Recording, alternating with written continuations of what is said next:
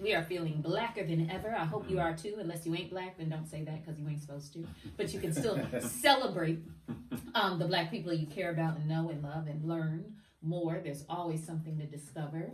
And that kind of leads us into how we're going to start it off, right? Mm-hmm. Give it to us. What you got? Normally, we do the Black History Moment later in the show, but this is a little special one right here. This Black History Moment. It's about my man. I grew up with this dude. Oh, Couple streets over. Making black history out here in these streets. Who it is? My man, Tyrone Denson. Tyrone is a black ass name. Go ahead. Are there white people named Tyrone? Do you know a white person named Tyrone? If you're white and your name is Tyrone, hit us up because I'm curious. Please go ahead. I'm sorry. I've never met a white Tyrone. It doesn't mean one doesn't exist. My man Tyrone Denson became the first black district chief in Springfield, Massachusetts for the Springfield Fire Department. Mm-hmm. He joined the force in 1997, and he's like 2 ranks below the commissioner. All right. So shout out to my man Tyrone. Congratulations. That's beautiful. It's exciting and sad at the same time. Like we're still celebrating first in 2020. Yeah. We are still celebrating the first black something. So we're proud of him. We're excited about it. I hope he does great work and that he is just the first of many. Yes. Go ahead, Tyrone. Okay. Next, I want to talk about that Google commercial for the Black History Month. It's hot, right? Yeah. The Google commercial is dope. Yes. Who put that together? Who's in charge of that? Who's the name? Google. A team. I forgot that it actually is a sister though. Yeah. I found out it was a sister. Of course it is. Y'all knew that. Y'all knew it in your spirit. What else? She did her thing. So the commercial plays and it's showing all the black people that were Googled most throughout. I don't know if throughout the year or throughout the decade or whatever. But the most searched. The most searched, right? Because they had Maya Angelou, Beyonce. Most searched poet, most searched performance, most searched.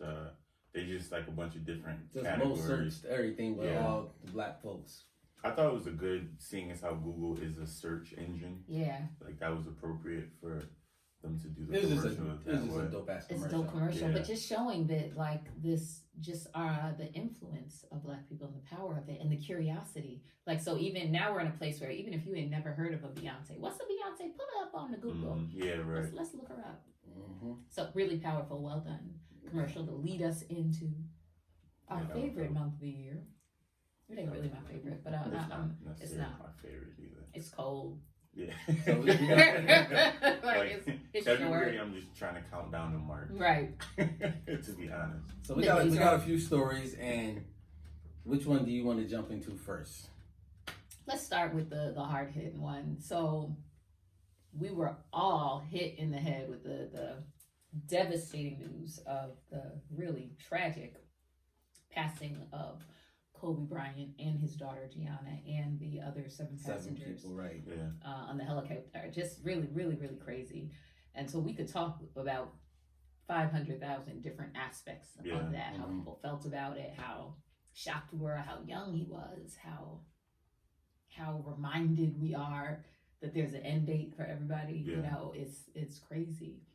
But what really rose to the top for me was where we are as a society and what social media does. Like we found this out on social media along with his family and friends. Everybody found out when it was announced on social media. And I think we are really far gone at this point. Like we're like the train is going. Yeah. And I don't think it's something we can stop. This we have kind of set a precedent of being the first to know something, being the first to say something.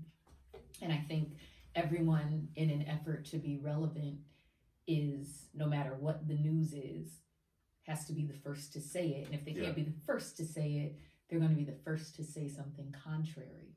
So or to make a point about it, or whatever their narrative or feeling or catchy thought or whatever is about it to be seen. I think it's wild. So initially it was shock. So in the first few moments, shock. Yeah. then sadness, then the more details that came out, people are like, oh, yo, this is crazy, crazy, crazy.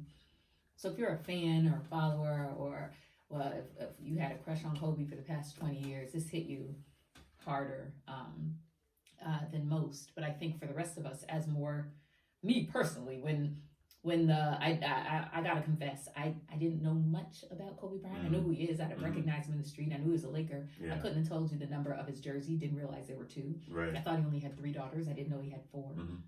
I wouldn't have recognized his wife in the street like that. I didn't really know about his life.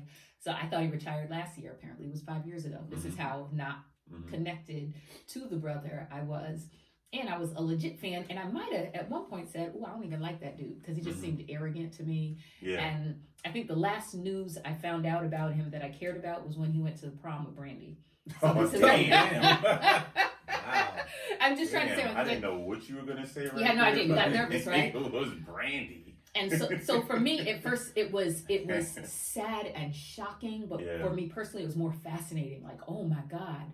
But when that news reporter talked about how he interacted with her while she was pregnant, I was like, which one? She was on Girl she was, Dad? yes. Yeah.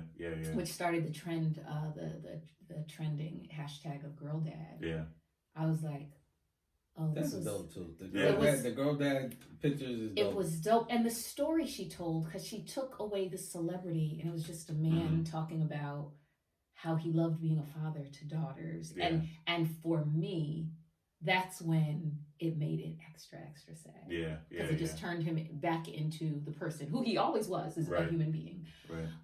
Well, his daughter. It said that his daughters are the ones that humbled him and took away some of that arrogance that he used to walk around with. Yeah. Because he's a parent, he's a father now, so... Yeah. Man, that boy was arrogant to that.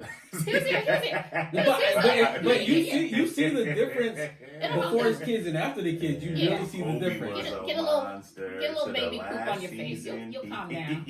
She's like, I don't care if you... Yeah, but one thing you gotta... One thing you gotta respect about him, you can hate him, and I wasn't like a Laker fan or nothing. The boy pumped blood, ice through his veins when the game was on the line. Yeah. He was talented. Yeah. He was talented.